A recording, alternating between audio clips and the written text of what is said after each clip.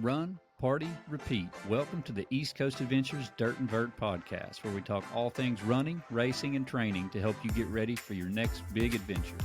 Learn from our successes and our failures, and have fun at the same time. Join us right here every week with inspiring guests who share their captivating tales from the trails. And remember, nobody cares. Run faster. All right, welcome back to the Dirt and Vert Podcast. I'm David. And I'm Matt. And we have a member from the Nobody Cares Run Faster ECA team. We got the pleasure of meeting her at one of our events last year. She's come on full force as one of our team members and part of the ECA family, and she's just an incredible runner. If you ever have stalked her ultra sign-up results, you will see that like when she runs for purpose, and she runs for a podium, and she's pretty good at it considering she's already got 11 trophies. Most races she runs, she podiums. Yep. Now, me and Matt have both got to run some races with Audrey, and you just see the passion when you do run with her. She's there's only one speed, and it's go. But she is an incredible runner. She's only going to get better, and we can't wait to see what she does. She's coming off of a really tough race. Probably, I would say, if I was just guessing, probably one of the hardest races she's probably done to date, which was the Cherokee 70K. And she podiumed that race as well. Battled through some cramping issues that we saw firsthand, but did not slow her down too much. She just powered on through them. So, Audrey, if you don't care, tell us a little about who you are and how you got into running. So I'm Audrey Carter, aka East Tennessee Mother Runner. It's my alias now. I'm originally from Michigan. I moved down here to East Tennessee about 6 years ago this fall. So I still get called a Yankee every once in a while. But this is my home now. I'm a mom to almost a 4-year-old little boy. Keeps me on my toes and keeps me running and in shape because I have to be for him to catch him. So I started playing soccer at an early age. Probably 4th grade, and then kind of got into volleyball and then continued playing soccer through middle school, high school. So I always been athletic, loved playing outside and all that. But then I kind of realized as I got closer to playing varsity in high school, I didn't quite have like the foot skills that my other, the other players had. I didn't really get to play all through the summer like they did. My mom owns a bakery, so I had to work and then work on the farm baling hay all summer. So I didn't get to play sports all year round. So realizing I didn't have the foot skills, I played midfield and forward. I quickly realized like I needed to be in shape. The longer I could run, the longer I'd be playing on the field. So started running, a couple miles after practice or on the weekends and kind of took off from there. And then it really started like in college, freshman year, I joined the running club, and that was like the best thing ever. They really got me into starting to do like races, and they were all like high school cross country runners and stuff. It really kind of immersed me into group runs and stuff like that. And by end of freshman year, I was running probably just as much as the cross country teams. So that kind of took off from there. What brought you into ultras? Because, just looking through your ultra sign-up stuff and, we look at your maiden name and see those 2 races on there. Obviously, you started running right around COVID for your ultras. Now, I don't know if that was your very first ultra, but if it was, why COVID? And like, how did you find that race? Yeah, it was definitely COVID. So I moved down to Tennessee in the fall of 2019. And so COVID hit, and then a lot of my road races were canceled that year. And so 2020, I was actually supposed to run the Boston Marathon. I was accepted, and they postponed it, I think 2 or 3 times until they finally canceled it. And so that fall, I'm like, gosh, I just need a race. And so Norris Hard Dam was the one that I picked and found. So little did I know, I didn't know the Tennessee terrain. Like, yeah, I knew the Smoky Mountains. Like, I live here in Morristown, so we're not far from there. But I did not know the terrain of that area over there until I was at the start line. I'm like, oh gosh, like, what did I get myself into? I had no idea. And it was my first my second trail race. So I really was kind of a newbie there. Well, you definitely picked a hard one to do, but I think you were first female, correct? I mean, was that and that was the longest distance you had ran at that point? What was the longest distance you had ran? Have you done a marathon, I would assume? Yeah, I did quite a few marathons, probably 10, 15 marathons by that point. So like, I was like, well, if I can run 26, I can run another, 5 or 6. Mhm. That's my reasoning always. Like, I can run another 10. Like, I'm fine. How did that go? Well, I had road shoes at the time. Like, I had not Oh, in any trail stuff. So I was in road shoes. I might have had a bottle. I don't know if I even had a bottle. And so off I go, and I quickly found out I was over my head and just kept going. So Well, that's pretty impressive Yeah. considering you won the race. I mean, that's definitely not an easy course. It's not. it's pretty wet, if I remember correctly. And you can't see nothing. The leaves are everywhere. Rocks and leaves. was that, I'm assuming that was way harder than any road marathon you had done at that point. It was harder than the 50 mile I had done previously. Yeah. Well, no, I hadn't done the 50 mile by then. No. So yeah, that was my first. I told myself never again. I just now did it again this past fall. So it took me a few years to like work up the courage again to do it. Like it was. But you could probably tell a big difference now. Like, Oh yeah. it's probably much easier. Yeah. Did you, so you ran that without a bottle? I don't know. If it was required, then yes, but I don't know if I did or not. I don't think it's required. Oh, might So not. you just ran off of aid station food and rolled on through?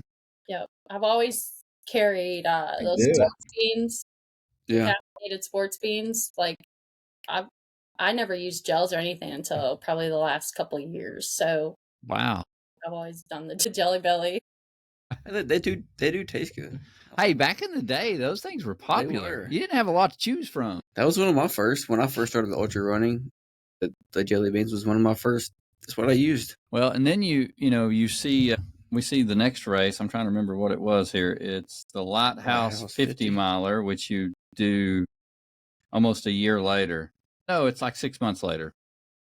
So how did you find that race, the Lighthouse 50? So at that time, I had just recently moved down to Tennessee, so I had to go back up to Michigan for a work trip. Our company was still based out of northern Michigan, and so I saw that kind of lined up with the annual meeting. So I'm like, okay. I also was pregnant at the time and kind of didn't know I was pregnant up for it, so kind of tossed it around a little bit. But, okay, let's just do it. They'll keep me from gaining a bunch of pregnancy weight and stuff like that, So I'd always wanted to do it, and I figured, well, now's a good time, right? So did Might it. as well. Hey, you planned that right. Do it on the work trip. It obviously made him fast. I've Yeah. seen him. Yeah. Yeah, he does. He moves quick. So how in the world did you find Morristown, Tennessee, living in Michigan? Like what brought you to Tennessee? So it was the company I worked for at the time. They had a headquarters was in northern Michigan, and then they had a manufacturing plant down here in Morristown. So Okay. I moved locations. I had went through a early divorce, before hitting 30. So it was really hard. So I just kind of needed a fresh start. It's okay. I had a divorce before my 30s and I had a divorce before my 40s. It's all good. Well, it happens. And I had visited down here a couple times on work trips. I was like, this feels like home. It feels good down here. Well, that's awesome. Yeah. I did the Strawberry Plains half marathon February. I did that while I was down here. I had to stay for 2 weeks at a time, and so I did that, and I'm like, wow, there's a running community down here. Like I was blown away by the amount of runners and Knoxville Track Club, and I was like, wow, that's another reason to move down here. Knoxville Track Club has done a tremendous job around that area, and even Chattanooga Track Club. We're pretty fortunate to have them both. Yep. But KTC, they have grown so much. Mm-hmm. When you go to a 5K and you see 1,000+ runners out there, you're just like, wow. Yeah. But that's kind of cool that we have that kind of thriving running community around here. I enjoy it. I do too. It's cool because you just get to meet all kinds of people all the time. The KTC, the Panther Creek Challenge, was the first time I actually met Audrey. And I was trying to keep up with her, and I passed her for a little bit, and then she caught me, and I never saw her again to the finish line. Made her mad. Well, then I saw her she ate one of them Jelly Belly beans. She was out of the way. I'm gone. She's coming to the dirt circuit. Okay, she's gonna be pretty fast. Awesome. And then that's the first time she came ran our race. Yeah, so let's that was the next thing I wanted to talk about was dirt circuit, which is obviously where we get to meet you at. And what's funny is you were running both events. Yeah. So she's running the relay and the 12-hour. What's so funny about this, since I'm the timing guy, like I'm sitting here watching, you got both bibs, obviously, or your bib's tied to both. Literally the other team, your other teammates, I think they might have got like 4 laps in. Maybe. Because it's whoever starts the lap first, like it counts. And it was so funny because I was like, Audrey. I was like, this girl is killing it. Yeah. And then the other teammates started coming. They're like, hey, did my lap count? I'm like, no. Why did my lap count? I'm like, well, you all can't run it at the same time. I was like, Audrey's running. She's getting all the laps. Hey, and y'all won the relay and you won the 12-hour. Yeah. So that's pretty impressive. Yeah. You absolutely killed it, though. It was 57 miles in 12 hours. You did that was a fantastic job. That was the first year she did it. Yeah. I think that was I had done it when Dirty Bird Events had it. Yeah. You guys took it over from them. Yes. I had never done the 12-hour. I'd always done the 24-hour with that team once or twice before. But that was my first 12-hour. 63. Yeah, and then you come back out this past year and run almost 64 miles. So that's significant. That's a whole extra lap in that same amount of time. Plus you're doing the relay. It was so funny though. I enjoyed it. You were absolutely rocking it too. That was the first time I had met you. So we were I was like, man, she's fast rolling. So, I'm glad that you came back. I know you ran it with Dirty Bird in 2022, and I'm trying to think. I guess I ran it with Dirty Bird in 23, maybe. That's it. It was the year me and Emmanuel raced. I think it might have been 22. Oh, yeah, I think it's 22. I don't know. Let's check. That's the year I won it. Me and you raced it together. Huh. Did not know that. Yeah, yep. I guess I didn't know you were. David, Emmanuel, Audrey, look at that. How funny. I had no idea. Yeah, Yep. Manuel, that's cool. We all 3 ran together. All 3 were podiumed. That's really funny. I just knew that was the race that I didn't know who Emmanuel was at the time. And he's obviously changed a lot in the last year. But if you've ever ran a race with him before that, he was literally like, anytime you said go, he was running a 7-minute mile till he blew up. Yep. That's Emmanuel. But he was so fast. It was so funny. He crushed it at dirt circuit, but at the 10th or 11th hour, he cramped up so bad. I started giving him my salt pills. He didn't know what salt pills were. I just gave at that time he was with a girl, and I just gave her my whole bottle of salt pills. And I was like, tell him to take these. That's cool though. I had no idea. So we ran that together. So obviously we met a little bit earlier at the dirt circuit, but I'm glad you came back and we got to officially meet you and talk. And obviously, we're all ECA family now, so we're honored to have you on the team and part of ECA. Yeah, you guys are so nice. I just couldn't. I was like, because at the time I was like, I would love to join a race team, and I had no idea who East Coast Adventures was, and I started looking you guys up. I'm like, but yeah, you guys are great, very supportive. Like, they don't know who I am, but they're still cheering me on, helping me. So, well, we saw you enough on that 3-mile loop. It's like, how fast can Audrey do this lap this time? I'm like, look, there's Audrey and the relay team. They're not doing it with me this year. And then she came back that morning and ran 2 more laps? Yeah, a few more laps with the relay team. And then she goes to the Morgan Wallen concert and couldn't miss it. No, you can't miss that. Cowboy boots hurt a little bit, but it's okay. And in 2023, you ran the Pistol Ultra, and in 2024 you ran the Pistol Ultra 50K both times. I know that, is it the 50K I think you have the state record in? Yep, that was Was last it time. It was, did you have it the prior year too? I don't think so. Wow, that's crazy. Because you were 357 in 23 and you ran it in 352 in 24, so I just assumed you probably had it both years. I didn't even realize it until a few months ago. Oh, really? Yeah, I had no idea. I didn't know that record thing even existed. It's like, oh, that's cool. I bet if you get on there and look, you probably have the record for the 32-year-old and you have the state record as a 33-year-old. You probably have two records on there because you can get it individually and overall. Or I should say age. That's kind of cool, though. Is that, do you have any other state records? You probably have one for the 100K at this point, but it may not be the Is it the overall? No. Just age.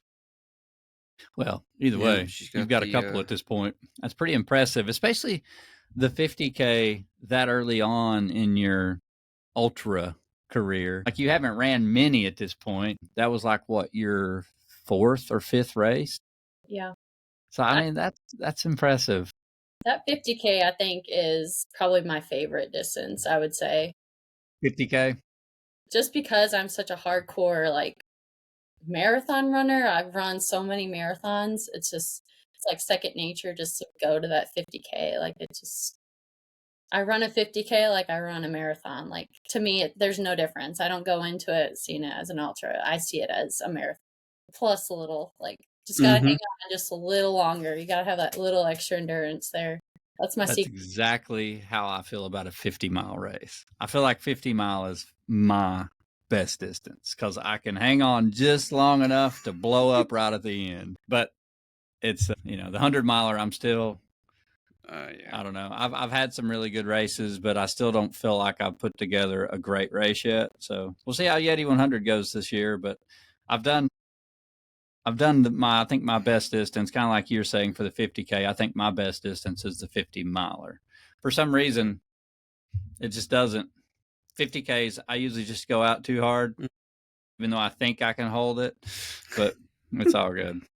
So she does have the overall for the 50K for 32. And does she have it for the age of 32 as well? Mm-hmm. So look at that. You got 2 state records right there for the 50K. That's awesome. I'll have to add that to the ECA page. Now let's talk for a few minutes though.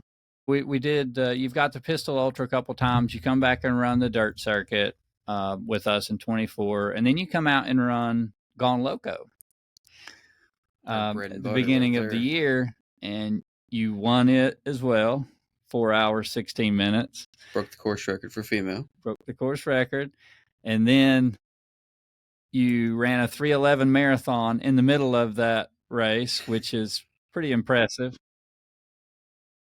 Wish I went to the porta potty like right before that. Like,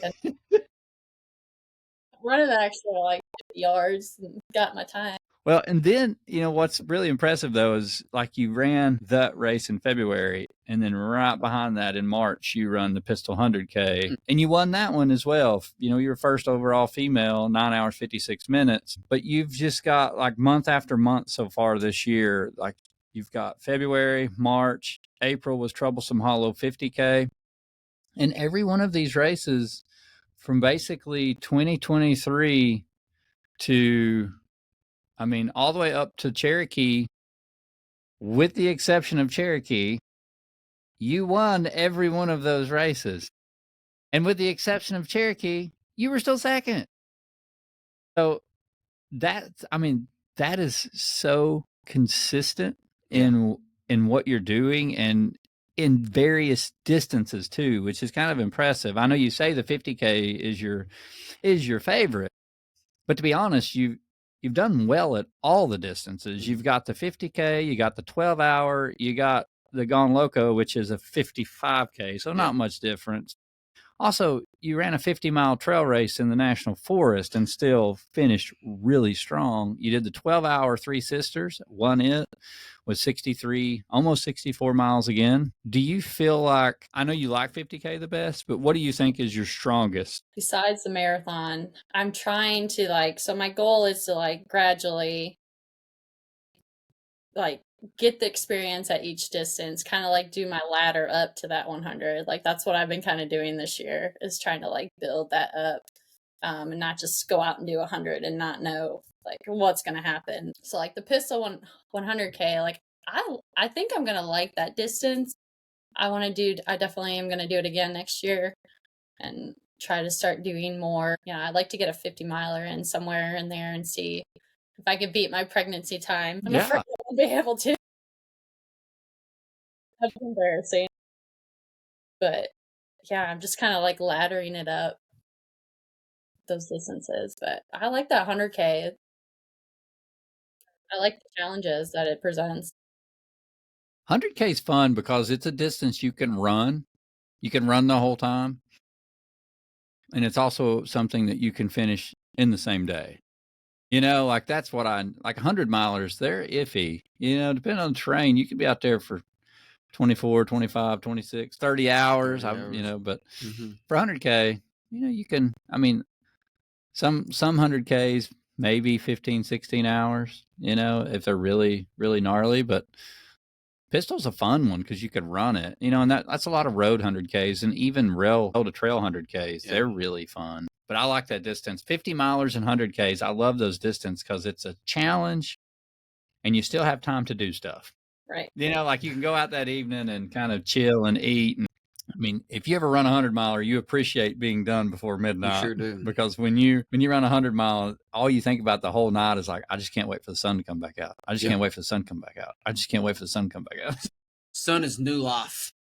It's funny. It's like the seasons, summer's here and it gets really hot and you're like, I'm ready for fall. And then when fall gets here, you're like, I'm ready for, winter starts getting here. You're like, I'm ready for summer.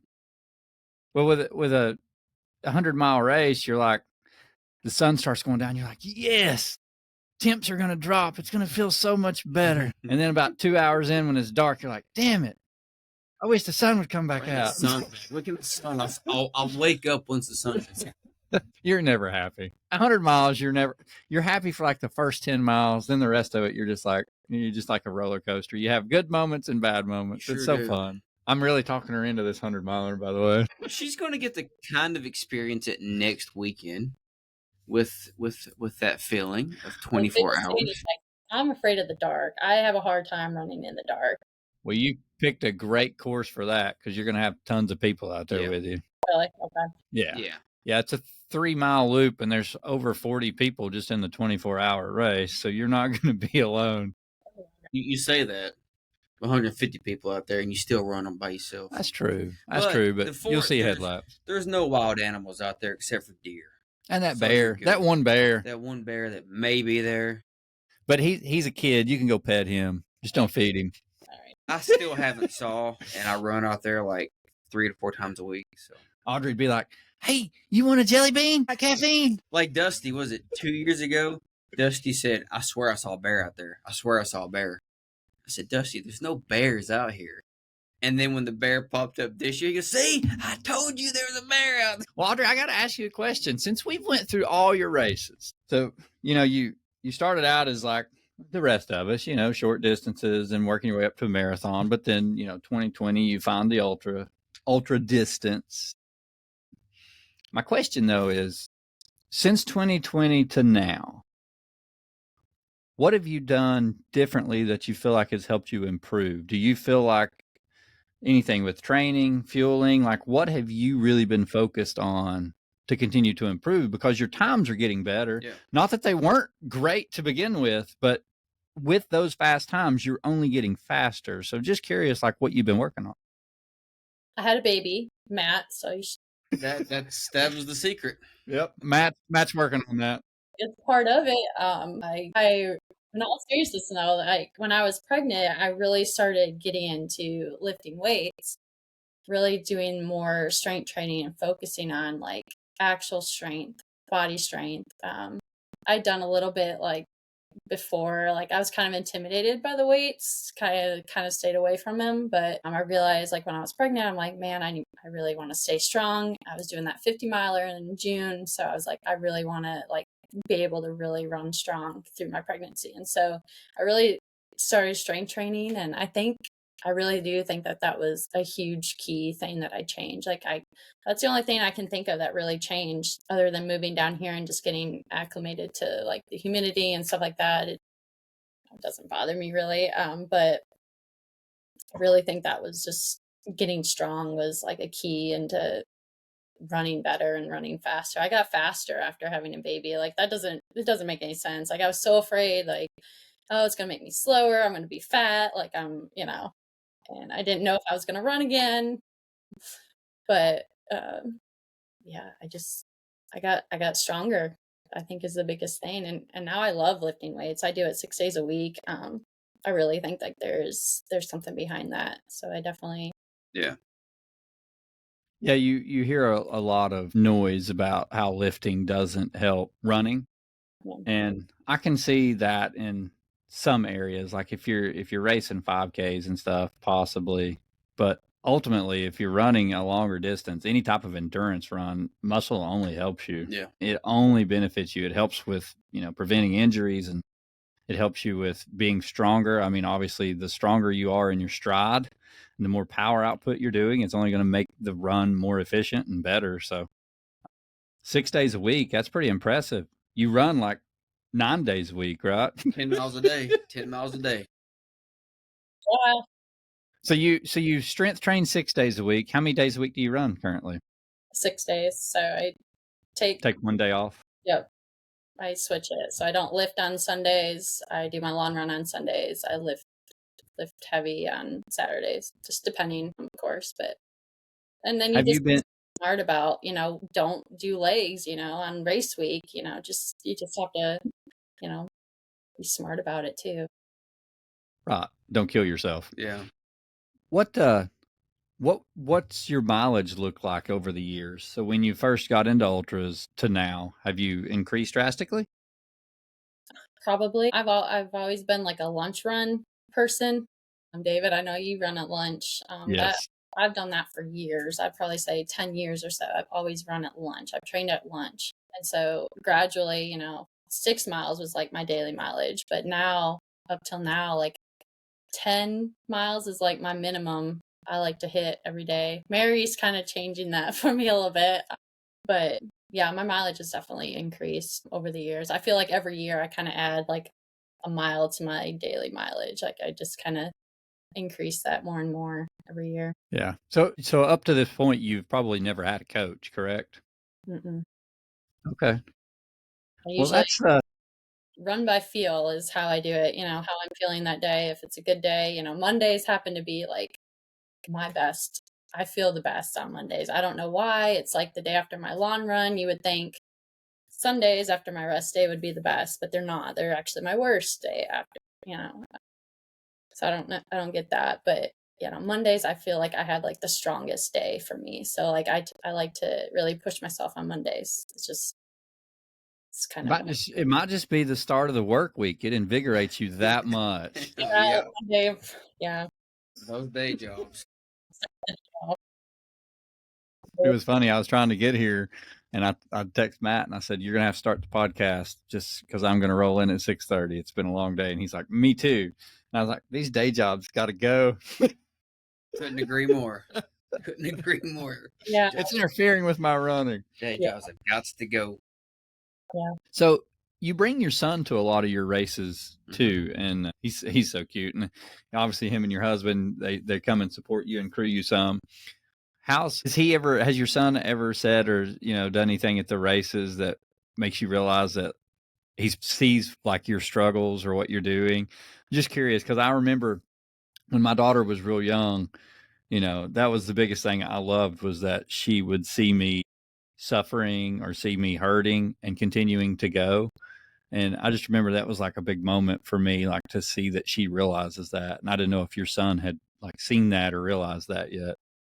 I don't know if he's really recognized like I'm really hurting or anything, but he definitely is like, go mommy, go. And that's just like, that's fuel for me. So yeah, he's always like, if he doesn't go to a race, I'll come home with my medal and give him my medal, say, look, this is what mommy won. And it's like, how far, mommy? And, I'll tell him, 30 miles. And he's like, oh, good job, mommy. Like I think as he gets older, like he's definitely going to be, really into it. And I hope he is. Like he does enjoy. He loves going to my races. We'll wake up early, at 4 a.m. to get somewhere like an hour and a half away, and he'll like shoot straight up. Yeah, let's go. Like he's just, he's so excited to go and watch me. It makes race morning a little more hectic because I've got to pack snacks and all of his clothes, change of clothes, toys, everything else. It kind of gets my anxiety up a little bit. So I kind of choose which ones he goes to. Some of those longer ones, like I didn't have him at Pistol this year just because I knew it'd be tough. It's hard on, my husband to entertain him for 8-9 hours, so just depending, but. Well, that's pretty cool. And the fact that he actually enjoys it, it's so cool to see kids having fun at events because it really is like especially trail and ultra running. I mean, you can leave your kid out there and everybody's playing with your kid, high-fiving them. That's how my kids are. Yeah, like they just high-five and stand at the finish line, cheer people on. They come to the fort and then the dirt circuit, and they're just out there just cheering, clapping for people, and just, my little boy, he's got a little stick he runs around with, just pointing at people. But, Addie, like, over the years, like you said, yours has always come and watched you. Now Addie is starting to actually run these races that we put on because she wants to. Like, not that I'm making her, but like she's doing the fort this year, 3 hour, and then she's going back to the dirt circuit and doing the 3 hour. She doesn't run the whole time. No, she has fun, but she has fun, so which is good. So I want to ask you a question before we jump into the Cherokee. Of all the races that you have completed so far, what do you think has been your hardest or most challenging race? Besides the Cherokee, I'd probably say Norris Hard Dam. I think it's a lot of mental game because it's a lap course. So you have to do 15-mile lap, and then you got to go back out and do it again. And I think it's just mentally that's hard. It's really hard. But I think just because I've been scarred from the first time I did it, I always think it's going to be terrible. But I think that was like probably my hardest. Are you doing it again this year? I don't know. Maybe. We'll see how She's got a full list up here, but it looks like she can squeeze it in. She's got a gap in there. She's got a gap. So you said besides Cherokee, so I assume Cherokee's probably been your hardest race today. So I think so. Yeah, I loved your post on that, by the way. You kind of were open about saying, that one scared you and you waited a while to sign up. What scared you about it? I think I don't see myself quite as a trail runner. Like I just got my first pair of trail shoes last year before dirt circuit. So I feel very intimidated by trails still. And I don't know. I'm still trying to prove myself. Like, yeah, I could be a trail runner. I guess I'm a trail runner now. But I guess it's just always kind of intimidated me, and just being like a point to point trail race kind of scared me a little bit. And I've never really quite done like a race like that with that much elevation. I didn't know what 10,000 feet felt like, looked like. I had no idea. So I was kind of going into it blind. But that was on my list this year to challenge myself. So that came up, and I kind of like reached out to Matt. I'm like, can I do this? I don't know. So I was like, I'll give it a go. Like, what's the worst that could happen, So. Yeah, absolutely. She reached out and she's asking all these questions. She's like, is it comparable to North Dam? And I'm like, it's not that technical. It's just more elevation. Yeah, people laughed. The very first year we put this race on, people laughed during the pre-race speech when I said, this course is almost 100% runnable. Yeah. They started laughing. And I was like, guys, I'm not kidding. It has a lot of elevation, but it is almost 100% runnable. Right. And they didn't believe me. And then halfway through, a couple of guys seen me and they were like, man, I'm kind of disappointed. I'm like, why? He's like, I didn't realize I was going to have to run so hard. I was like, I told you. They were like, I was hoping I would get to walk more. Yeah, it's runnable. So walk us through those. That morning you get on the pretty yellow school bus and you go to the boat ramp. What's going through your head? You nervous? Very nervous. Well, the bus driver, we were pulling into the park there, and there's a car flying around the corner about, had a wreck. And I was Jeez. like, okay, you're ready to start the morning. And like it was pretty narrow. It was a close call there. But besides that, yeah, I was pretty nervous. I was like looking at everyone, kind of seeing, all right, these people look way more ready for this than I did. I had my little baggie of electrolyte powder and figured out that there was a hole in it. So I put it in another baggie that I had, and turns out that had a hole in it later. Yeah. But yeah, I had some high anxiety for sure. Did you sit with anybody from the team on the bus? I did not. Shoot, I can't remember her name. I sat with some lady. I can't remember her name, but So what was your plan for the race? I heard you led the race in the beginning. yeah. So I kind of figured you would take off fast, but what was did you have a certain pace you were trying to run, or were you just running by feel? Running by feel. I knew, the first few miles I could just run and just try to get as far ahead as everyone as I could, just to I don't want to be behind anyone. That's just I'm uncomfortable passing people, asking people to pass. I didn't want to get in a line. So I knew hey, and it's road, so let's just sprint and go. Those first 10 miles actually, I don't know, it was like my first trail race. I was stumbling. I rolled my ankle a few times. I was like, what in the world? This day cannot go like this, This is not a good indication of how it's going to go. I don't know what it was. I was kind of dizzy and lightheaded. I don't know if it was just the humidity or all the caffeine I had already taken in. I just, it could have been nerves too. I just need to settle down a little bit. But Or the school bus. I don't know. So for the first 10 miles, you had a rough go. You were twisting ankles. Did you fall any? I did not. I kind of slipped off one of the sides. We were running along the river there, and it was pretty narrow. That's the most narrow path I have run on, I think. But I kind of slipped off a little bit and caught myself, and that kind of slowed me down a little bit. I'm like, I don't want to do that again. Came across a black snake. I don't do snakes. I'm glad I got that over with. You only saw a black one? Yeah, I was really nervous about seeing those copperheads. Were you still leading the race 10 miles in? Sam was ahead of me. Okay. Katie, she got behind me at mile 6. I think she passed me as we started doing those switchbacks. She took off like she was floating on clouds.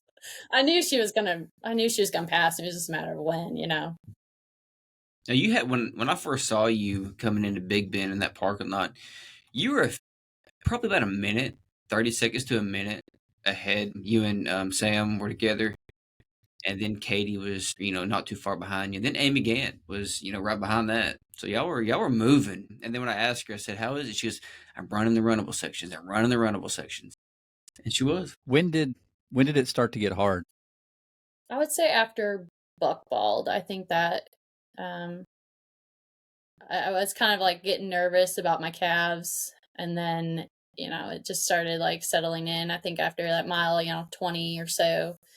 I'm trying to remember what was the I remember you coming down Buckbald because I was already on the trail. I had followed Katie down with a camera, and I was just standing there waiting, and I think Sam was he might have been behind you at that point. Mm-hmm. But I think Noah came by, then you came by, or vice versa. I can't remember. Noah picked it up right there. I started following you with the camera because I'd already ran with Katie, I'd ran with Noah, then I was running with you, and then I ran with Sam. But when I was running with you, I just remember you went to step over this log and your calf just seized up, and I could see it. I got it on camera too, by the way. But I could see it, and I seen you grab it, and I was like, oh no. And you just kind of rubbed it, shook it off, and just started trying to run again. And I was like, oh, I mean, I knew right then how tough you were because you just continue. You're like, I'll figure it out. And you continued to run the race with, I guess, both calves cramping. They took turns. Yeah. But is that when it really started to settle in? It's going to be hard from here on out? Yeah, I knew I was probably going to deal with that. And then I knew it wasn't going to go downhill. I knew I had quite a few climbs coming up. So What do you tell yourself in those moments? it's like at that time I was like, well, we're about halfway, so you can do it. Even if you have to walk it in or crawl it in, like you're gonna finish. Like it never crossed my mind, which is kind of odd because I typically have a moment in certain races that I've like doubted myself, but this one I don't know why, but I didn't. I was like, I'm gonna finish this. I think I knew in my head, like, I'm gonna finish this. Like I have to prove to myself, like, I belong out here. So I knew I was gonna finish it. I just didn't know how I was gonna finish it yet, So just kept moving. It was my mantra, like just keep moving, like Keep moving. go as fast as you can. Yeah. Did the Wachisi climb drain you a little bit, or were you happy to make it to Wachisi knowing that you were getting close to the end? Yeah, well, I didn't know it was Wachisi until, I was at the aid station and then they had to redirect me. I think I went and was trying to go up the gravel road past the aid station. Like, no, no, no, you got to go up this way. And I didn't realize at the time where I was.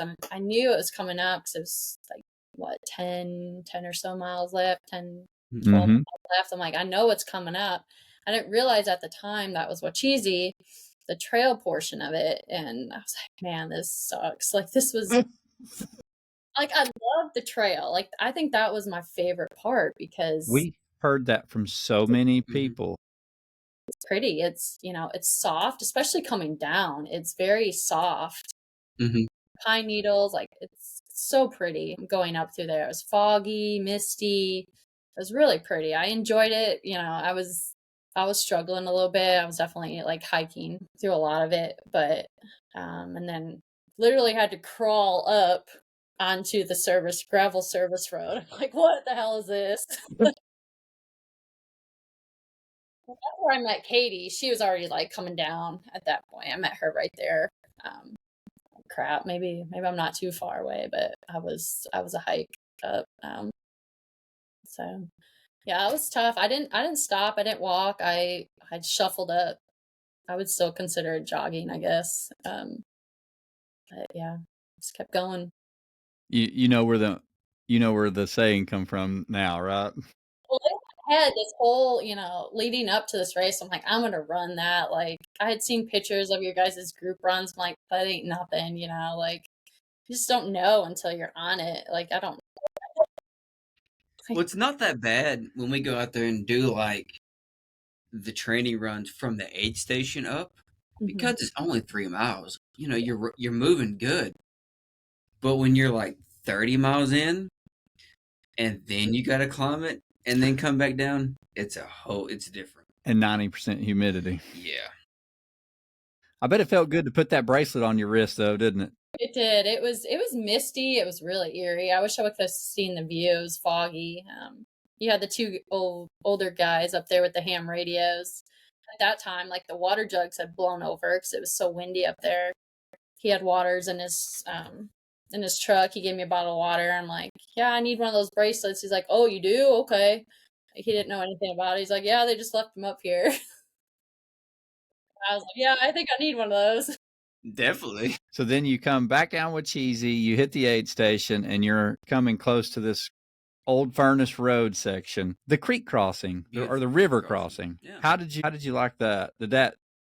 Were you happy to actually get in the water, or did you think, gosh? Felt nice. I wish I would have laid in it. I'm just too much of a don't want to waste any time, at that point. But yeah, it was nice. It was cool. I've never done that before. I was really worried about that because I've been like, hell, do people take their shoes off? But at that point, like you're so sweaty and wet. Like, yeah, you're already soaked. Yep. It's kind of just refreshing to actually get some of the sweat off of you. And the water's so cold where it just like, it hits your legs and you're like, all right, we're ready to go.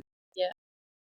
So when you make it to Old Furnace Road, were your calves and stuff still bothering you at that point? Yeah. I think that was probably one of the hardest sections for me, I would say. Because it is, and I really was expecting to be able to run it. Like that's something any other day I could have easily went down it, But at that point. Like I was really starting to cramp up. All of the hoist was really not settling well. At the last aid station there, I was talking to Tyson and she gave me some salt tabs. I was thinking I was cramping because I was dehydrated.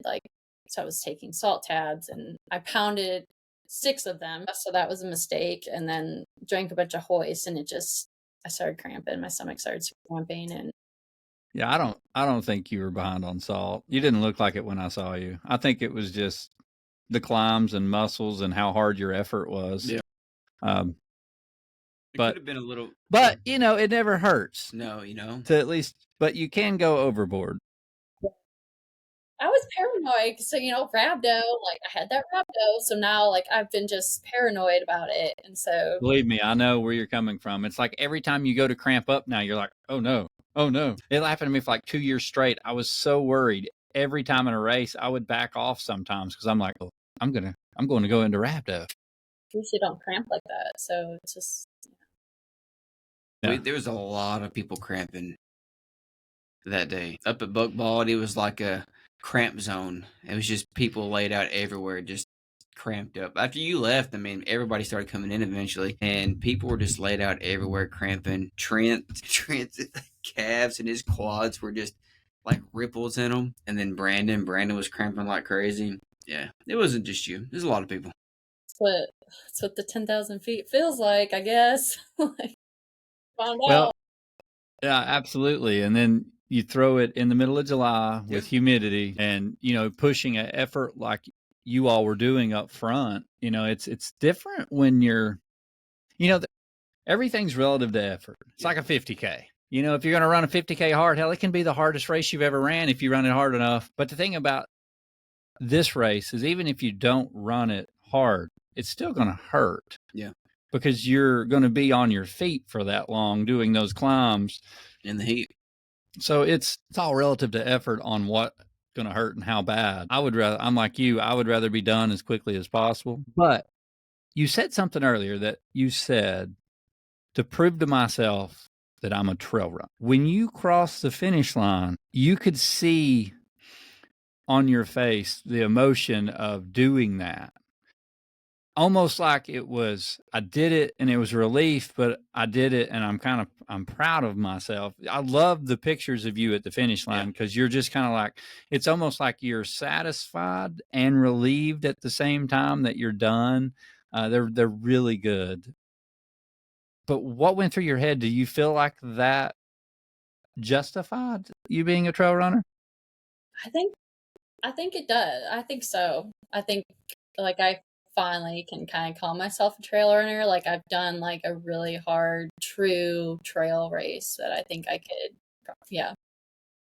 I think I passed the test. I don't know. And that's why I asked the question, because I hope you realize you were a trail runner before you ever did that race. Yeah. And that's the thing. It's like we saw you at Dirt Circuit and what you were capable of. We saw you at Three Sisters. We saw you at all of these races. Mm-hmm. I mean, hell, you won your very first trail race and you didn't even know what you were doing. Like you showed up without a bottle, you used the aid stations, you ran a loop course and a very technical course. It is. But I hope that you tell yourself you are a trail runner, an ultra runner. You're just a runner, period. And and that is something like I've heard this so much over probably the last year, where I've heard people say, I don't really call myself an ultra runner. I've done a 50K, but I'm not really an ultra runner because I've never done a 100-miler. It doesn't matter. You're a runner. Yeah. Whether you're an ultra runner, 5K runner, it doesn't matter. And what you tell yourself every day is what you believe. So, you need to start telling yourself who you are and what you're capable of, because that's the most important thing that anyone can ever tell you is what you tell yourself. So I'm glad that that's like out of your head, but look at what you did. You go into this like trying to prove that you're a trail runner, and you finished second. I mean, you finished behind Katie, second female. You absolutely crushed the course. You battled cramps. That obviously wasn't your best performance because you battled cramps for half the race. So just imagine what you could have done not cramping and with that stuff straightened out. And I got a feeling, knowing Audrey, you probably already had several miles on your legs that week anyways, and I can't imagine you probably tapered very much. So I can only imagine what you could do tapered and recovered and actually racing this race. So kudos. I mean, you did absolutely amazing. And it was really fun to watch you push through the pain that you did, and me and Matt both saw you pushing through it, and we got to see you at the finish line, which was awesome. So proud of you. Kind of got to follow along, from, you training for this, you asking questions, you to the start line, like kind of got a little video interview from you. And then, seeing you in the first 3 miles, 4 miles, seeing you at Buckball, your first thing you said was, "This is harder than I thought." Yeah. And then she comes up there and she's getting all her stuff. And then all the way through, you just keep battling. And then the stories from Smithfield, where the girls, the guy was asking, how far is she ahead of me? And our team wasn't telling on her. They're like, you ain't going to catch her. And then, you finish and you were just going. Like you put in the work, and then the effort was there, and you finished strong. Definitely the most physical, demanding, you kind of want to believe like, yeah, I'm in good shape, and, you work hard to be in shape, and you're confident going into it, but not knowing what you're going to face, now I know what that feels like. And it gave me a little confidence. It gave me quite a bit of confidence, just like knowing like I can really push myself beyond, what I thought I could do. Did I want to run more? Yes. I wish I would have ran a little bit more of it, but I think it's just, that's going to come over the years, like more and more with that kind of elevation, Well, and you're capable of so much. I mean, it's impressive to watch because you're doing this not fresh. Right. I mean, I know you're not. So I've seen how much you've raced, and I see you're running on Strava. Like, you run while you're training, which is really impressive that you're able to perform the way you do. But the confidence that you should have at this point, regardless of anything else, is you have earned so much confidence by the training you have put in. You should be extremely confident. You shouldn't even need a race to show you how confident you are, because you run every day. It's who you are. And that's what's really cool to see. The confidence comes from training, not from results. We all start at different points, and some of us are back of the pack, some of us middle of the pack, some of us are running for a podium. Doesn't matter. We all get better, and that confidence of getting better comes from the work we put in. And results don't always show that, because you can be first at a race one year and be 10th at the race the next year and run it an hour faster. So it's all about the training and getting better and improving for yourself. It's really fun to see people who constantly are just always working towards it. And you're one of those people where you're always working so hard every week to be the best version of you, to put it all out there. And to say that you run 6 days a week and work out 6 days a week, means that you are building that every week. And I mean, you've got a coach now too. So, that's going to put another stepping stone on there, because you're probably going to start doing stuff you've never done before. And I know how that feels, because I got to deal with that. I learned that lesson too. But it only makes you better. And things that are hard only help us. They only make us better. And to be honest, the things that are hard is the things that I look forward to, because it makes me feel like I'm actually doing something that I don't really want to do. And somehow I find a way to love it. Yeah, that's exactly right. And you're doing that every week. I watch you every week. Yep. Like, I know you don't want to run 70 or 80 miles every week, but I don't really have time for it either. That's why she runs so fast. She doesn't have time. My lunch break, I only got, an hour and a half. What race, and it could be the Cherokee, but I just want to ask, because you've got a lot of great results on here, but what race are you most proud of? I think there's some important ones on here, just like the pistol, where you broke you got the overall state record. But for you, like, what race are you most proud of? The tough one. I want to say the pistol 100K. I'm proud that I finish that race and cross that finish line. I think that was a big deal to me. Like, that was doubling my race. I've never raced. I've done it in a 12-hour, but I've never done it in a full race at that point. Like, that was double my typical race mileage. So that was really a hard day for me, but I think I'm probably most proud of that, just getting through that day and doing that. That was a big step in distance for me. And she did it with rhabdo. Yeah, spent 20 miles of that in rhabdo. It was definitely a hard day. It was a hard day for me too, Audrey.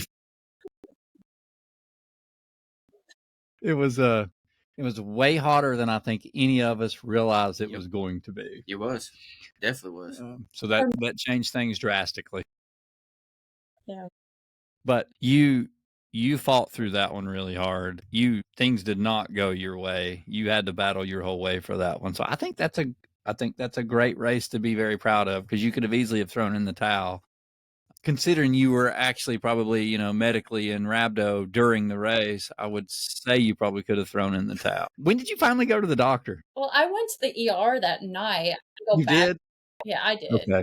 I think that's kind of what saved me. Had I waited the next morning, I would have been in severe, not good at all. So what made you, what was the feelings you were getting that made you decide, I need to go to the... Well, I wasn't cramping. I really did not have any physical symptoms outside of, I remember Mary telling me in the tent afterwards at the finish line, like, if your pee looks like dark red wine, you're in trouble. And that's exactly what happened. When I got home, I went to the bathroom and that's what I saw. So that immediately, I felt okay. I was kind of out of it a little bit because I had to drive home an hour. I felt fine. I wasn't cramping or anything. But other than that, that was really my only sign. So it's kind of scary. It's scary because symptoms can be different for everybody. Yep. And it's dangerous. If you don't go get fluids, it can be dangerous. It can also, even if it's not, even if you are able to get it under control by drinking your own fluids, that just drags it out longer, which creates even a longer recovery. The best thing you can do, which is what you did, is just go get IVs. Go get fluids pumped directly in. Yeah, I definitely, now that I know what it is, I definitely know that I had it at the Boston Marathon this last year in 2024. That was the closest I came to my body shutting down. It was unreasonably hot, and just Boston itself, you're sitting there for a few hours before the race, getting dehydrated, didn't have enough food or anything. I definitely had it. I was cramping so bad, my finger, I could not move my arms. I had some random guy massage my calf. Whole body was locking up. But yeah, it was scary. I had never had that kind of, I never peed blood like that. Gee. A little bit, but not like that. That scared me. So I'm Well, usually it should. tough it out. I've had bleeding before after races. Postpartum, I think, was an issue, but that really scared me. I think, my husband was like, "Oh, you're fine. See what you feel like in the morning." And I was like, "No." I remember Mary telling me, "You got to go." So Yeah. I'm glad. I'm glad you listened. Yeah. I'm glad she said that to you. Yes, me too. Yeah. Well, one thing about it, you can definitely endure with the best of them. The slogan of the Cherokee. Can you endure? Probably not the smartest. I've got the runner's brain. I'm not, taking care of myself is not usually number one on my list. So it's funny too. You say you had some random guy massaging your calf, but it is so funny to me sometimes, even to me, when I'm in a race, but also when you're working a race, it is so funny sometimes. The things that you will ask people to do for you, you have no shame. It is crazy. The things that we have seen, it's so funny. Where you can put KT tape at, everything else. It's so funny. But, at the same time, it's I think it's kind of cool that we have that kind of community to be able to do that. And we may laugh about it after the fact, but you know what? We always do it. We're there to help, and they're there to help us. And there's no shame in the game to ask for it. So I just think it's really cool. But, it's like a random guy massaging your leg, or you walk up to some stranger that gives you 2 white pills and you think they're Tylenol. It's just Like, here, take these. You're like, what are these? Oh, they'll make you feel better. okay, I'll take them. In the moment. Yeah, it's so funny because you're literally living that moment. I don't care. Just get me through this. Yep. Yeah. I'll figure out the rest later. It's Yep. so funny. All right. Well, Audrey, I got to ask you the question we ask everybody before we start these listener questions. And I would imagine you probably have some listener questions from the team. Yeah, she got a couple. I would imagine so. But why? Why put yourself through all of this pain and torment and rhabdo and, suffering just to run? Why do you run? It's just become a part of who I am. Like through all the years, it's always been there for me. That's awesome. It's kind of become who you are now at this point, right? I love it. I guess it's probably really hard for you then when you had rhabdo to not be able to run. Yeah, I think I took a week off. How hard was that? It was really hard. You couldn't lift either. I will say I kind of really slowly biked a little bit. I'm at the gym, but just kept my heart rate down. But it was just hard because I didn't have the physical symptoms, so it was like I felt fine. But yeah, no. Postpartum, like those 6 weeks, I think I was out walking at a fast clip with Finn. I think 3 weeks out with the stroller. I'm someone that has to move. I got to move, and running is it for me. Like that's the only thing that I know of that will get me moving fast enough. Live my life full blast, 100 miles an hour. Like I drive. I'm always going, and it's my time. It's my only time, so it's necessary every day. Like I need that. Kind of meditative in a way for all of us. I mean, we all find, and that's what's really cool about running in general, or anything that you really do in general that becomes your passion. Your why can change so much from year to year, decade to decade. Like why I run now is not the same reason I started running. I started running because I was going through a divorce. Did I ever think that I would be sitting here hosting a podcast with Matt and talking to you? Like, hell no. I hated to run. I hated it. And now I love it. And it's become like most people that know me, they know me because I'm a runner. Yep. And to know that now, I would have never have seen that 15 years ago. I mean, I started running in 2015, and before then, I was not a runner. So when I see you get extremely emotional, and it's because it's who you are, I totally understand that and relate to that. Mm-hmm. And I totally can see how it can change who you are, how you feel about it, and how it becomes a part of who you are. And like, if you don't get to do that, you almost feel like you lose a piece of you. And that's why, I was asking about rhabdo, because I know that had to be hard for you, because I can tell that running is something that you need in your life. Like it's something that helps you, whether it's your calm or whether it's just your moment for you. Like I totally get it. And I hope that you continue to stay healthy to where you can continue to do that. Definitely. Like as I'm getting older now, I'm going to be 35 in September. So like I'm starting to feel a little bit like, okay, I'm not recovering as fast. Like, and I know I need to take care of myself as far as like health. Like I will just go until I, fall over. But it changes over the years for sure. Yeah, it does. Yeah, and it'll change again and again and again. But what's cool is your son seeing you do it too. He's my biggest inspiration. I pray that he's going to be a runner. I think he will be. I think the more I immerse him into it, I'm not going to force it on him. I think he will. He's very athletic. He's kind of my why now, definitely. Is he coming down to the fort? He will be. Good. Him and my little boy can play together. You know what's fun too? We've been talking about this for years, and I think we should just do it this coming year. But we've been talking about it Gone Loco. You know the little bitty lollipop loop? Oh yeah.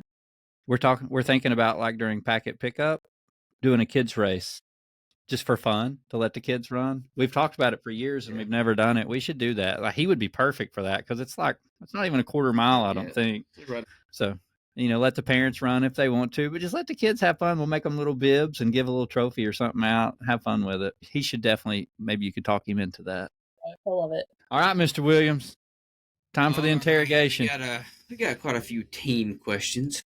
So they love you and they're in awe of you. The first one is, why do you race solo with mostly no crew? I think that's just what I've been used to. I've always done marathon, and us road runners are kind of, out for ourselves, I guess, on the course. I've just never felt the need I needed one. I've always been very self-sufficient. All I really need is my Jelly Bellies and maybe a bottle. But I've definitely found this year, because now like I'm part of the ECA family, like I realize like how important it can be to have people there to help you. And so, especially at the Cherokee, everyone was very helpful, and like I could definitely see, it'd be nice to have someone crewing me, opening my bottles. Like I'm usually like this, open, just to help me. It's definitely opened my eyes to see how much help it can be. And then as far as a pacer, like I have an open application for this 100-miler I'm doing to run with me through the night here, but I've just never really been able to run with anyone. I've never gotten used to running with anyone that I guess could run with me at my pace, I guess, too. That's what I was going to say is you got to find somebody to run her pace. Yeah. I've tried. If it wasn't so close to Yeti, I would love to pace you, but I'm not going to be able to do it. It's like a week or two after Yeti, so I'll be hobbling just like you will be after this one. Because, but man, I would love to pace you if I could. Maybe someone on this podcast will reach out now and come pace Audrey through the night. She needs some help. Miles. What, about 5 or 6 of the team up there with you? Yeah. Even if somebody doesn't come pace you, you'll actually get to see somebody, I'll continuously. I'll tell you what's the most helpful is to have someone pacing you for like the last 15 or 20 miles. Yeah. That's when you need it the most. Yeah, push and drag. Those in a 100-mile race, me and Mary have laughed about it so much, and even Matt, but like those last 20 miles, it's a whole different, it's like a whole different race. You enter a whole different time zone. Even if the race goes great, those last 20 miles feel like an eternity. You're like, I got 20 miles left and it's taking forever. And, sometimes, when I've done that stint of hundreds, I did like 3 or 4 in a row. Only one of those did I not have that. But all I could think the whole time during that one was, I can't wait to take a shower. That's all I kept thinking. But every other 100 that I've done, other than that one, it's always those last 20 miles. I'm like, I just want this to be over. I just want this to be over. He's pretty funny in the last 20 miles. I went down there and paced him for the Georgia Jewel. He was a stumbling, bumbling mess. He picked me up like 10 times, Audrey. I fell and fail. And then we go down these hills, and I'm like, all right, we got to run. We be popping out 7s. We get to the bottom of the hill, and there you go. Tumble. Flying, just tumbling. It got so bad, Audrey, I wouldn't even get up. I just hold my arm up. And I'd pick him up. You won't have to worry about that at this race because you're doing a rails to trail race. So you won't have to worry about tripping over rocks and trees. It's definitely, if you can find a pacer for like the last 20 miles, it will be such a game changer for you. Yeah. We'll see if we can't find you one. Yeah. The next one is, what is your daily nutrition? Do you have a protein goal, a carb goal, a water goal, hydration goal?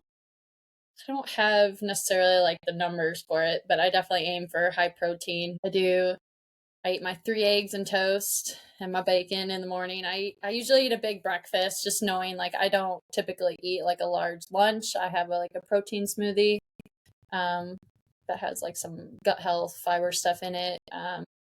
So get my protein smoothie there, and then just try to eat as clean as possible. Growing up in a bakery, I still have that sweet tooth. So it's hard to turn away sweets, but I try to stay away from it as much as possible. And I eat a lot of fruit to get that kind of sugar in me, but nothing too strict.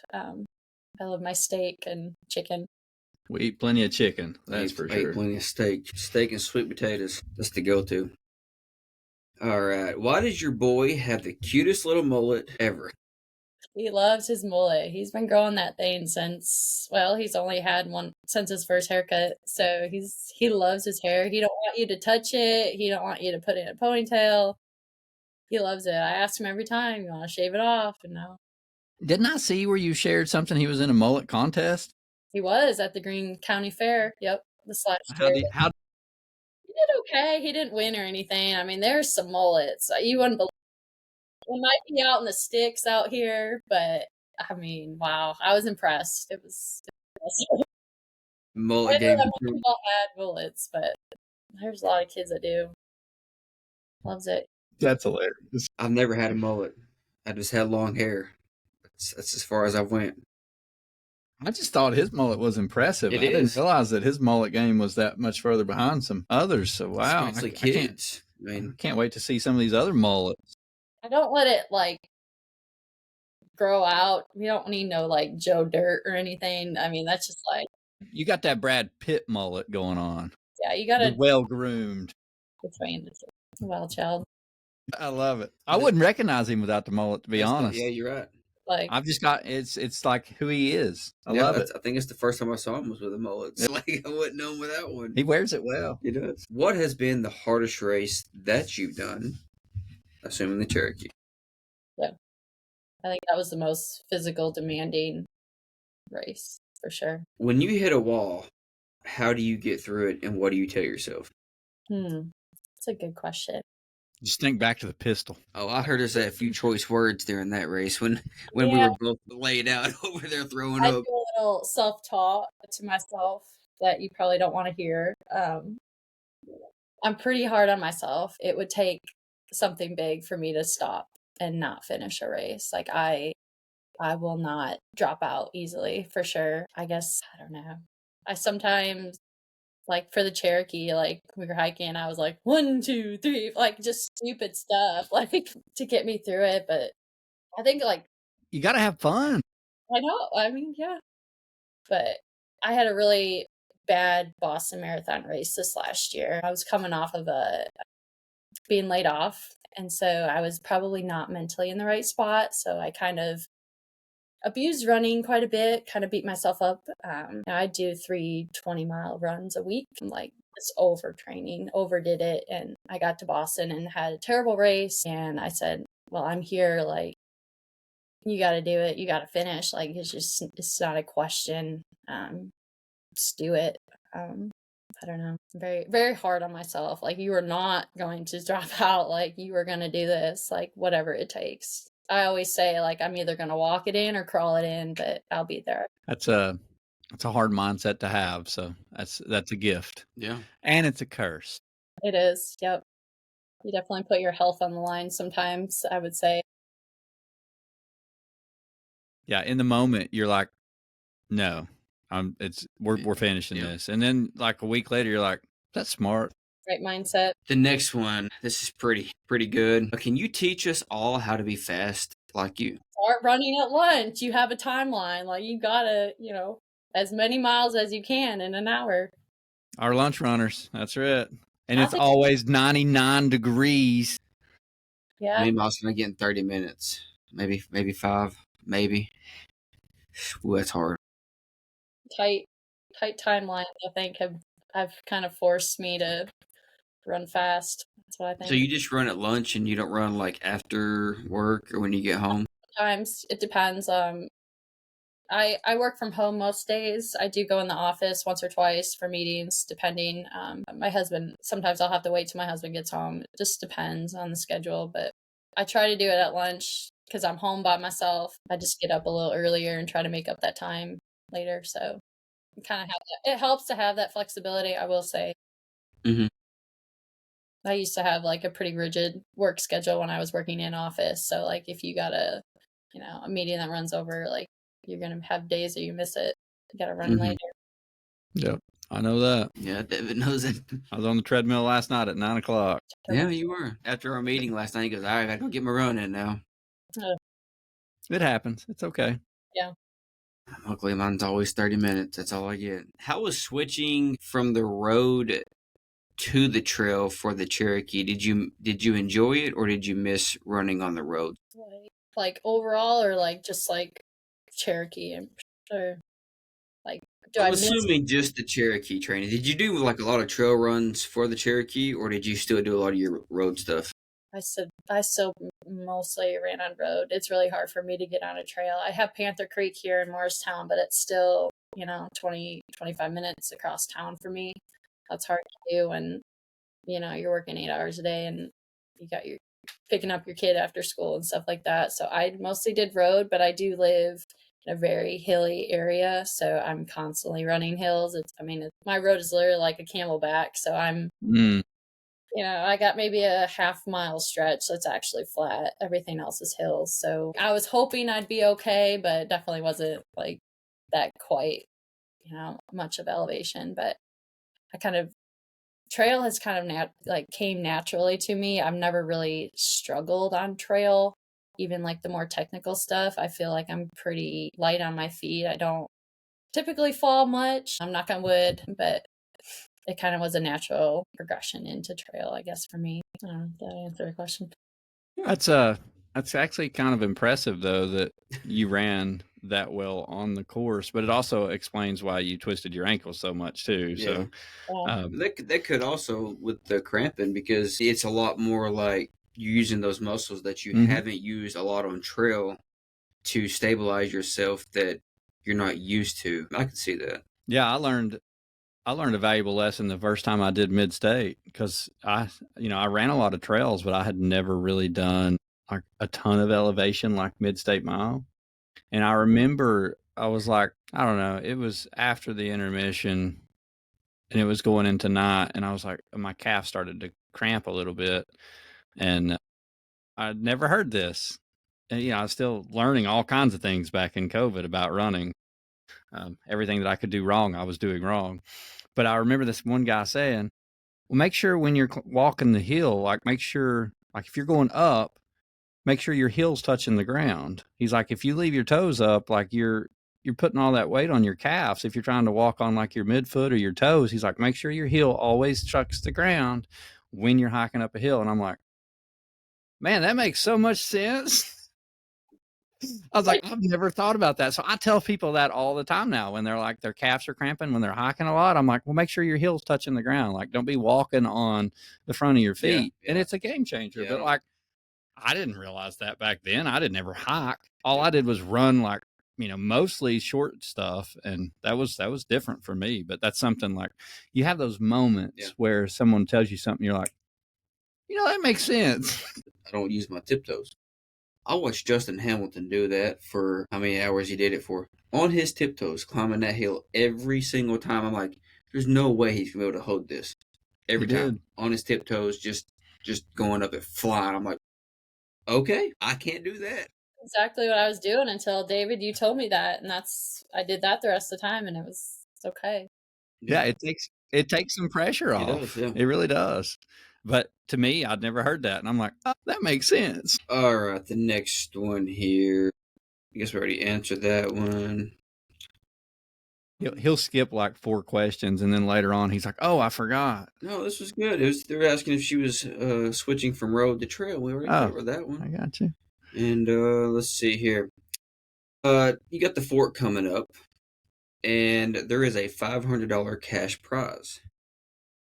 Are you excited for taking that money from Mary? Yes, I am. I would sure like to. We talked about that today. I'd sure like to. I think I'm going to reach out to Stamen and pick his brain on strategy. So now I've got to start doing the math here and figure out where I got some strategy for you. Stamen was a good one to ask. He did great. He paced himself well at that race. He actually had time. He just quit running because he started getting stomach issues from taking like 1,100 milligrams of caffeine at one time. That was my strategy. Take 5 caffeine tablets.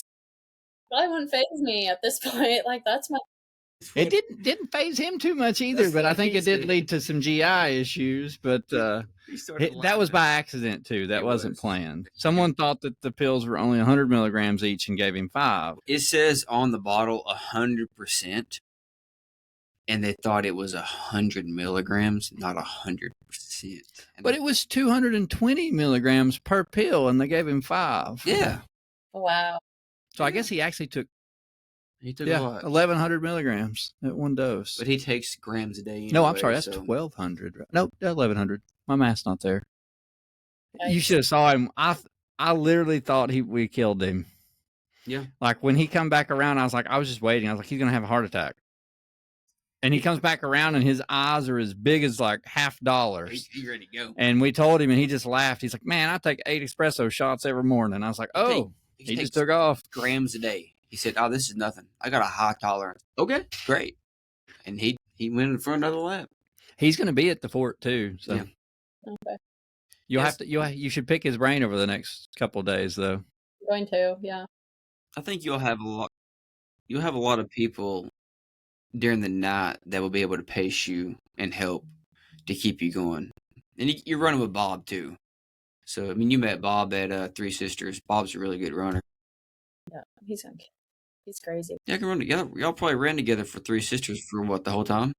Yeah, he finally caught up to me at like hour 11. I was like, where have you been? We must have been like just missing each other because we were on the same mileage. So I don't know. Yeah. Yeah, he did the 24-hour, didn't he? Yeah. That's right. He got that belt buckle. Got the buckle. Yeah. So now he's going for this buckle. He may be the champion for the Tennessee Double Ultra. Next question is, out of the 2 climbs that you had to do in the Cherokee, you had from Unicoi Gap to Pill's Top, and you had Wacheesy.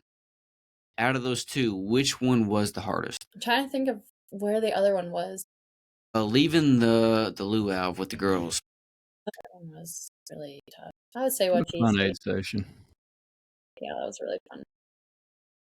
That was the only like pretty view that I really got. Like after I left there and saw the power lines down there, like that was my only view that I really got to see.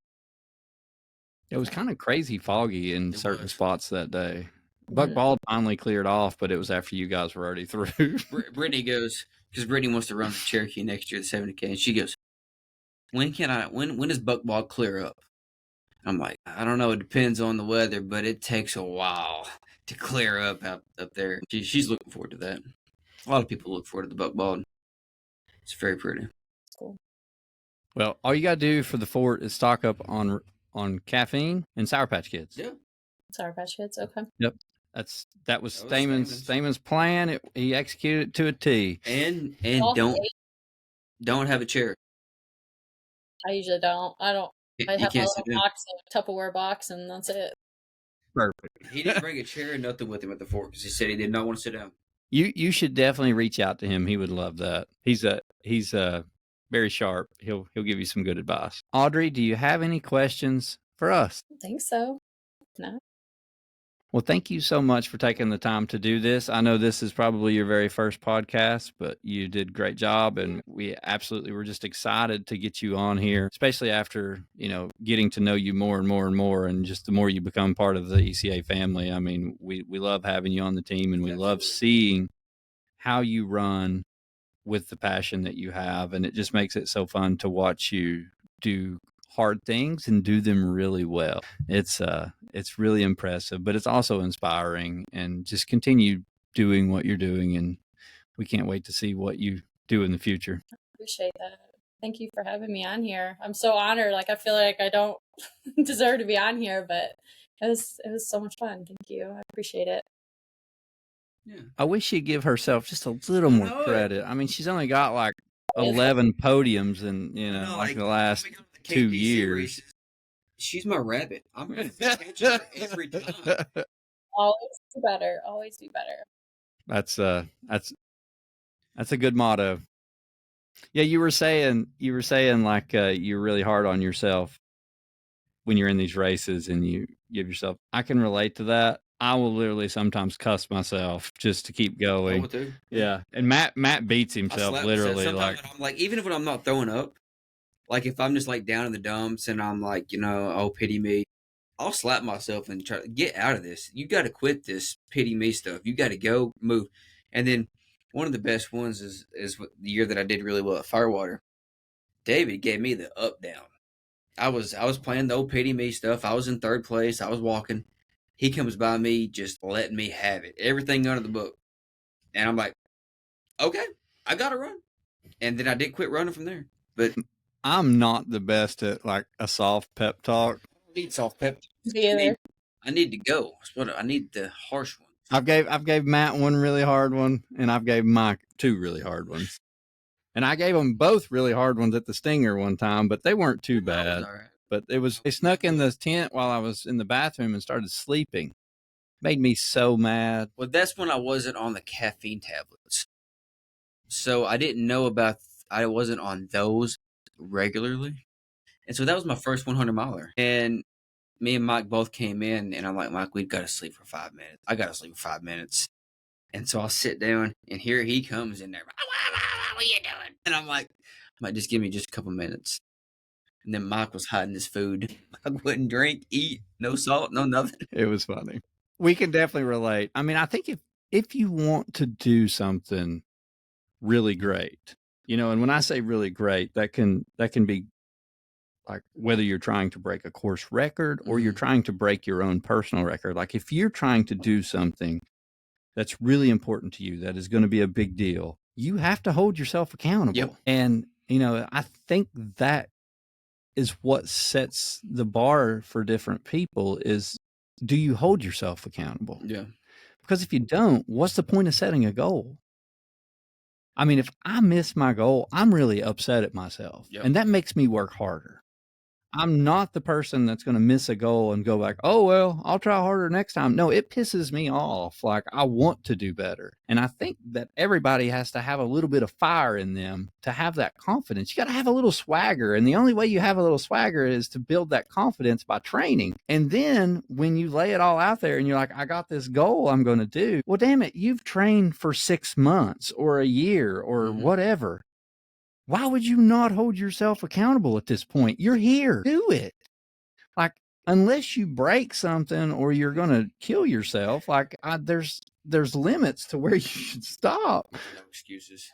But hold yourself accountable. And I think the people that do hold themselves accountable, just like you were saying, you hold yourself accountable by being really hard on yourself. That's how you do great things. Without that, if you don't hold yourself accountable, like you can always come up with an excuse if you don't. Yeah. What's the point of training? Like we train for a reason. I mean, I get it. Some people just want to run and I get that. Yeah. That's different. Yep. But when you're truly training and you're training hard and you're laying it all out there and you've set this big goal, then damn right, hold yourself accountable because that's going to make the difference. Yep. You paid for the race. You're taking the time out. You took all this time training. There's no excuse to show up and not do something great. But my motto is go as hard as you can for as long as you can. That's my motto going into any race. So if I blow up, I blow up, but I don't want anything left in the tank at the end like that. It's risky. And you displayed all of that at the Cherokee. 100%. And I saw it at the pistol. Even at the pistol, me and her even had this little strategy talk. We talked about paces. And she went out hard. She led the whole first lap in front of me. Like I was like, okay, she's going after it. She's going after it. So, but if you don't try, you don't know. How do you know? And it's funny. People every now and then will say like, oh, you went out too fast. I'm like, on occasion, that's okay. Because you know what? I want to find out what I can do. I've done it quite a few times. I'm like, how long can I hold this today? 15 miles in, you're like, that's all I got today. I can't hold this no longer. Now, should you do that on your A race? Probably not. But if you got some races where you can test that out, it's fun. It is fun, especially when you surprise yourself and you hold it for that long, and then you're like, "Oh wow, this is what this feels like." Or you start puking. Yeah, that's given. I mean, that's always there. There's only a few slow races like Mad. Hey, we've all been there though. Mad backyard. It is so slow. The backyard. I don't throw up at all. It's good. It's a good day. And then you put me on this fast stuff, and it's like, how long can I hold the throw up in? That's the new game. Till he starts smacking himself, then we're in trouble. Audrey hasn't got to see that. She will. In the KTC She races. will. She hasn't saw those. She'll see it at some point. They're short. They're just short enough where I don't have that. It's going to happen. Well, Audrey, thank you so much. We don't want to take any more of your time. If you don't care, hang on for just a second after we say goodbye. We'll make sure everything's good. But thank you so much for taking the time to be on this podcast with us. And we are truly honored to have you as part of the ECA family and on the team. Thank you so much. I'm honored. Thank you.